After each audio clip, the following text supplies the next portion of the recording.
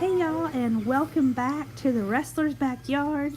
This was a busy Saturday morning for us. We had a lot to get done. We've had tons of rain here in West Virginia, and not much time to do anything about it. I tell you what, anybody that's had full-time jobs and little kids knows it is sometimes hard to find time for things, and sometimes you just have to let the more important priorities take priority, and just spending quality time with the kids is our priority. So we got everybody outside on this Saturday morning, kids and dogs, and everybody's out there playing and having a good time. And we've just got some things done in the garden that I wanted to update you on. First things first was getting the crop netting up for my pole beans. This is a much different method than we used last year. If you remember from the videos from last year, we did one of those TP, it looks like a TP, it's a bunch of poles put together, and we grew the pole beans up that. And that was really fun, and it was cute for the kids too. The only problem with that was, some of the beans grow and hang down on the inside, and then I was too squeamish, afraid to touch a bug, to stick my hand in there blind to pull stuff out. So we thought, well, let's try it this way this year. And I saw this method on the Web Cajun channel. And if you want a real in-depth explanation of how to do this, you just type in Web Cajun crop netting or Web Cajun pole beans, and it's a good video. It'll show you how to do it. It's a few years old. Shouldn't be too hard to find though. So the short version is, though, what Dustin's done here is he's put T-posts in the ground, and he's put some anchors in the ground there on each end, and he's going to take this rope and put it across the top and tie it on the ends, and that's what he's going to hang that trellis netting from. And you'll see that in just a second. I had to get on Amazon to find my trellis netting, so if anybody watches this and wants to do it for themselves, I'm not quite sure where to tell you to buy it, because all of our seed and feed stores, we called them. We even tried the big box stores like Lowe's and Home Depot, and all they had was that small, it's probably 1-inch squares or less, bird netting, and that wasn't quite what we were looking for. I wanted something a little bit bigger, so we got on Amazon, and Dustin was able to find it for pretty cheap, so that's what you'll see him putting up here in just a second, and he will be using zip ties for that. And I figure it's cheap enough. It's not like we'll try to reuse it. At the end of the season, we'll just cut this stuff off and throw it away, keep the T-poles for next year. So here you see him putting the zip ties on the crop netting. He's going to put it across the top too. And he's going to make sure, and he brought this up to me, and it's a smart idea, you don't want to put it all the way to the ground, because then you can't get under there with, your stirrup hoe or whatever you use to weed. So he's just going to go most of the way down, and then kind of leave it open a little bit at the bottom so we can get under there and get the weeds out.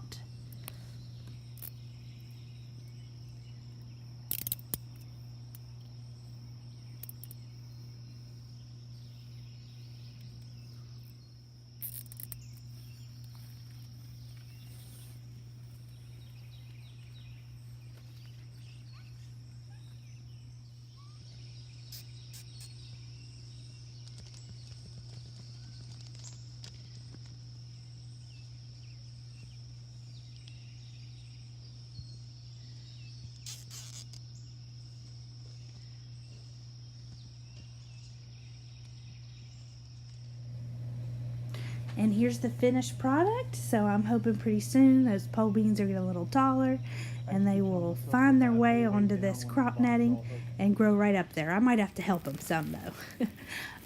Next project was getting my sunflowers in the ground for the Nick's Allotment Garden Sunflower Challenge 2018. This bag is just a mix, a little bit of everything I saved from last year. I believe there's some mammoth sunflowers, some skyscraper sunflowers, and some evening sun all mixed up in that bag. And I did not worry about how they went in there either.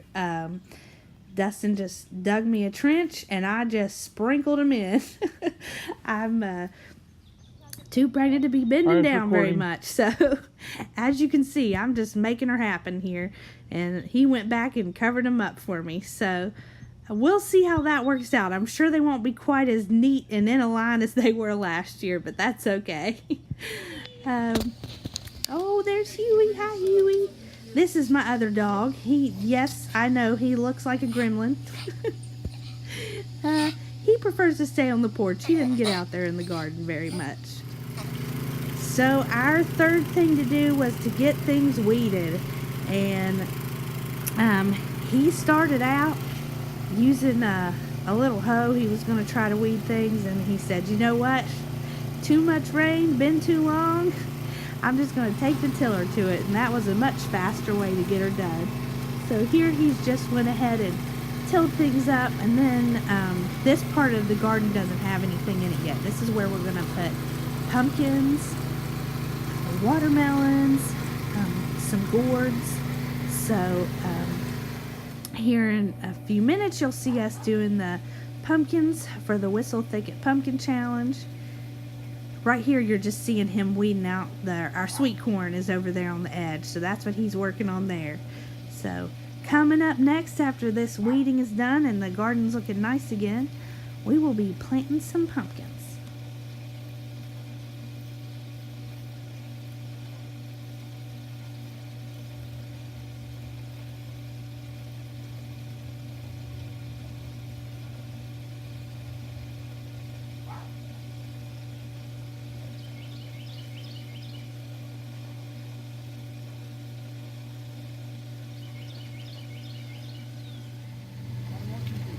There we go. I think that looks a lot better. Looks a lot more like a garden.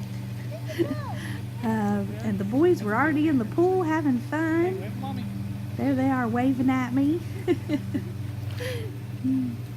The girl is inside asleep. They're just being goofy here. And taking a little break and cooling down before we get back out there and plant some pumpkins. So be looking for the next video. We'll have some pumpkin planting going on for the Whistle Thicket Pumpkin Challenge 2018. Thanks for stopping by our video. Leave us a comment if you watch this. And I'll try to head over to your channel and leave you a comment. Bye now.